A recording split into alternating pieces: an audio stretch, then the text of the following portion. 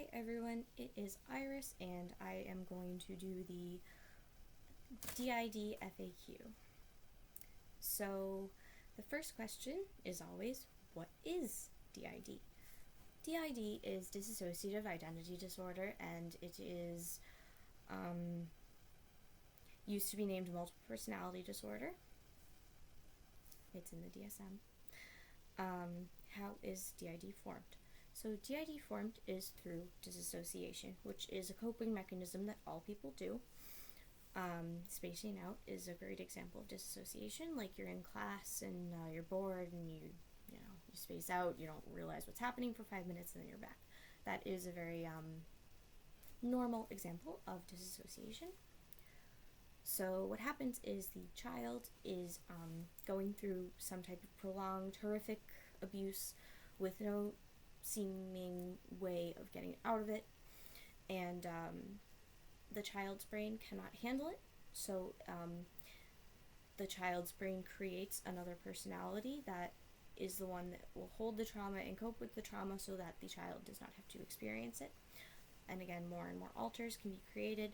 DID has to happen before the age of 9, because when you are born, you are not born with an integrated sense of self, and when you are around the age of 9, your sense of self starts to integrate into one person.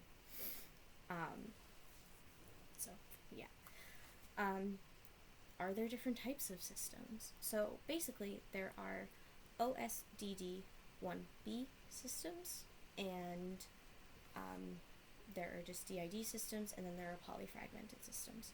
So a OSDD1B system is a system that has no amnesia, and a DID system is a system with amnesia, and all a polyfragmented system is a system with more than 50 or more than 100 alters. It's kind of up for debate which one is which. How many alters do people have on average? So the average number of alters, I believe, is 8 or 9. You can have as little as one other alter. That's very rare. Or you can have thousands. It really depends on the abuse and what's happening, because you can, once you have your first split, you can split for the rest of your life. Can alters grow and change with the body? So some alters do, some alters don't. Some alters do with time. I personally do age. I'm 20. I'm a year older than the body. So yeah, I mature and grow and change. We have a few alters that don't. They're littles. They currently stay little. We have age sliders. The co-host of the system right now, Nikki, is an age slider, and she ranges from 14 to whatever age she's supposed to be, which she will be turning 20 in August. Typically, she stays around 16, though. So, yes, they can grow and change. The second question is, not the second question, Jesus. Question, how does switching work? So it's very different for every system, and it's different depending on how far along in therapy you are, things like that.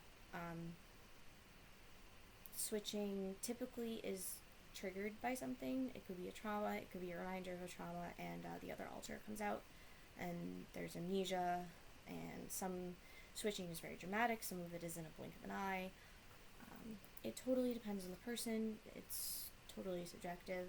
Our switching now, because we've been in therapy for almost 3 years, is pretty, we have internal dialogue, like we can talk to each other, so we can kind of pick and choose when to be out. We do have a gatekeeper alter, which I will explain that more later, but she can control switching if she feels like it is necessary. What is disassociation? I kind of explained that, but it's basically disassociation means the separation from everything. So you just feel completely disconnected and separate from everything, yourself, the world, your mind, your body, whatever, you name it. That's disassociation. Like I said, it can be as little as spacing out. You could stare at the wall for 3 hours, or you could have full-on structural disassociation, which is DID. But everyone does disassociate. And there's also depersonalization and derealization. Derealization is when you feel like the world around you is not real, but you feel real. And depersonalization is when you don't feel real, but the world around you feels real. And disassociation is a lovely combination of everything. So, can alters have internal relationships with each other? Yes, they can. We currently have two alters that are dating each other. Nikki and Angela are dating, and I'm kind of a mother figure to one of the littles. Her name is Rosie. So, what are the types of alters? The types of alters are, I'm going to do them more in depth, but there's apparently normal personalities and emotional personalities. And in a poly fragmented system, which is our system, those two things can overlap. But those are the two basic groups you can put things into. I would say the most common, this is coming from my point of view, and I'm not speaking for other systems, this is just from what I've seen personally. Systems usually have a host, which all that means is the alter that is out the most. I am the current host of the system. Very recently, as of about 2 or 3 months ago. Our old host was named Olivia. A lot of people know her. And then Nikki was the host for a while in middle school. So yeah, our system host switched a lot, and Nikki is currently our co-host. And then there's protectors. Protectors are there to protect the system from harm or abuse or anything, and they can appear violent or volatile, angry, suicidal, self-destructive, but their main role is to protect them. Sometimes they may think the only way out is suicide, which is unfortunate. I am a protector, so I do come off as a total asshole, which I am. I can come off as very mean and rude. I do truly want what is best for the system and what is best for my very, very close friends. But that's just my standpoint. Littles are another very common type of alters. They are child alters. Some people count alters younger than 11 as littles. So they're just little. They can be mentally a lot older, like littles sometimes can drive. They can be trauma holders, they can be very happy, it totally depends. There's persecutors, which are there to specifically hurt the system.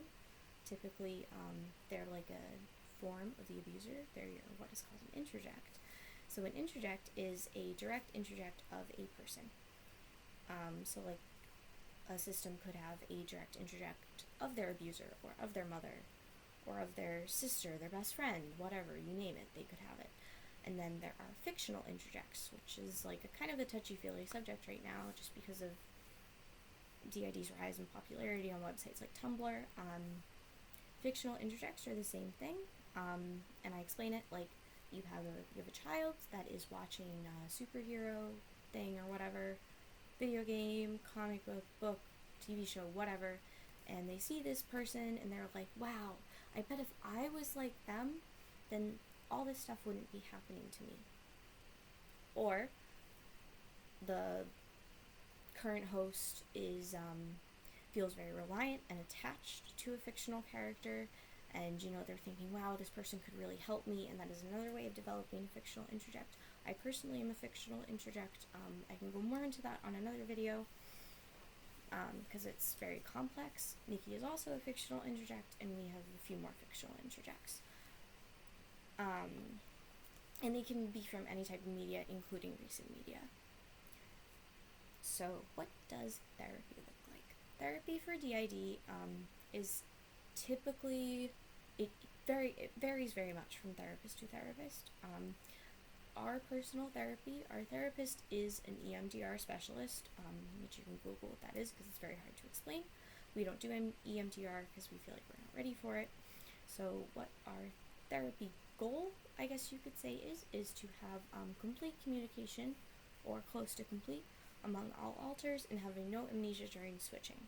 So there is no integration, none of that. It would not be helpful to our system. Of course, if natural integration happens, it happens, and that's perfectly okay.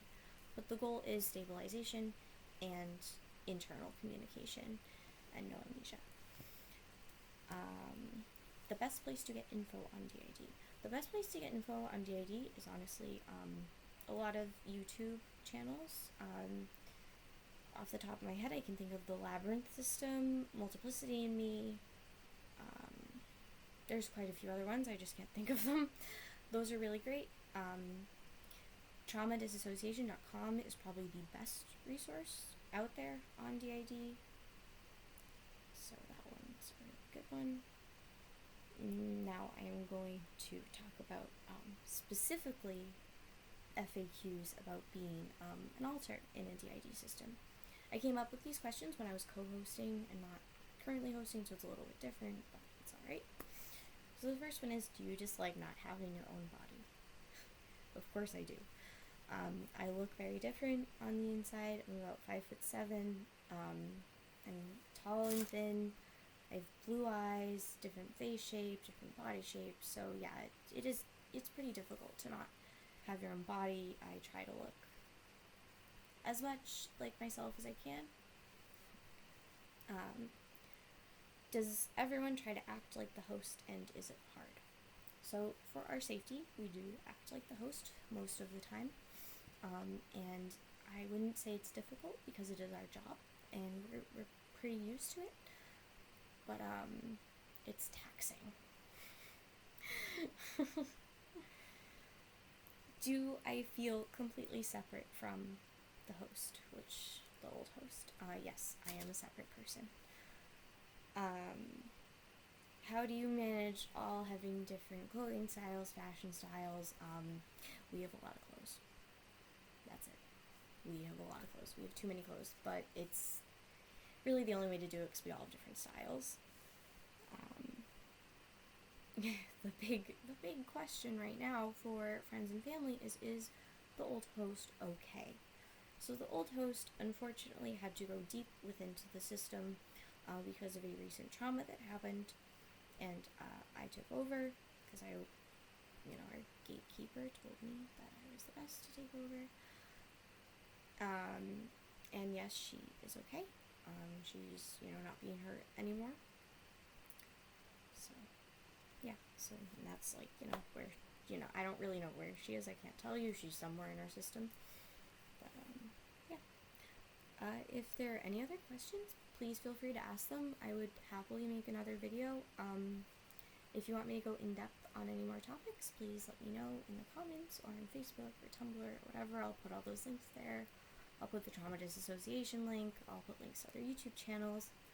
I hope you enjoyed this video, and I hope it was informative.